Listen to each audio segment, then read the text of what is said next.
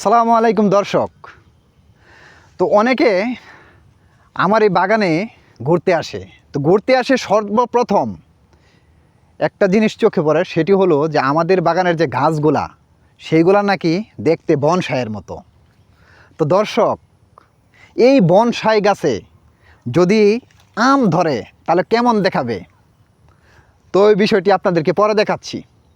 যারা এখনও পর্যন্ত আমাদের চ্যানেলটি সাবস্ক্রাইব করেন নাই, দয়া করে আমাদের চ্যানেলটি সাবস্ক্রাইব করে সম্পূর্ণ ভিডিওটি দেখার জন্য অনুরোধ রইল।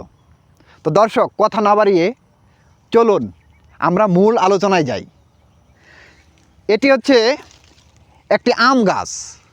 তো এটি আমরা সর্বপ্রথম এখানে 1 ফুট চারা রোপণ করি বিগত 3.5 বছর আগে। তো প্রথম অবস্থায় এটা আমরা এখানে রোপণ করার পর 1G কাটিং করি।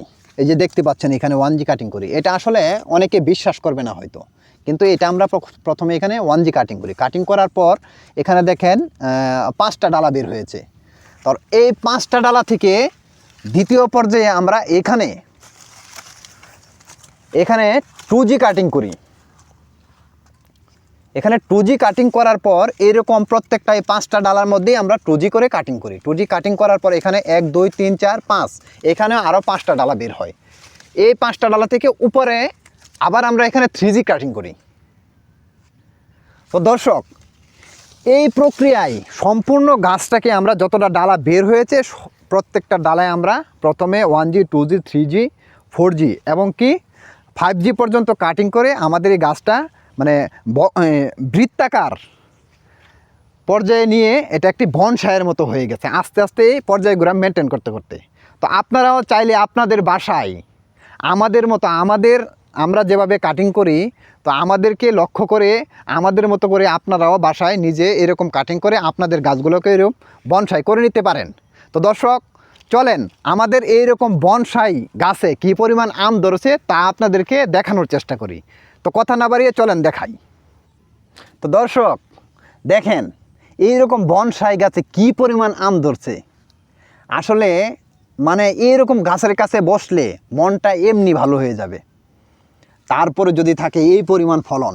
তো বনসাই গাছে এটি হচ্ছে একটি লাভ যে আপনি কাটিং করার পরে এখান থেকে অনেকগুলা শাখা প্রশাখা বের হবে। তো ওইগুলা যদি আপনি প্রক্রিয়াধীনভাবে কাটেন এবং কি সঠিক পরিচর্যা করেন তাহলে আপনি অবিশ্বাস করবেন যে আপনার কি পরিমাণে ফলন হয়। তো দেখেন এই গাছটার মধ্যে এমন পরিমাণ ফলন হয়েছে, চতুর্দিকে ফলনের ভারে গাছটি আসলে মাটিতে একদম নুয়ে গেছে। তো এটা আমরা চেষ্টা করছি যে খুঁটি দিয়ে রশি দিয়ে প্রত্যেকটা ডালার মধ্যে বেঁধে দেওয়ার জন্য। অনেকটাই ভালো লাগে যে এইরকম গাছের কাছে আসলে। তো ভিডিওটি ভালো লাগলে অবশ্যই আমাদের পাশে থাকবেন। আর এই গাছ সম্পর্কে জানার জন্য এবং তথ্য নেওয়ার জন্য বা যদি কেউ চারা নিতে চান তো অবশ্যই ডেসক্রিপশনে আমাদের নাম্বার দেওয়া থাকবে, ওই নাম্বারে যোগাযোগ করবেন। সকলের সুস্বাস্থ্য কামনা করে আজকে এ পর্যন্তই। তো ধন্যবাদ সবাইকে।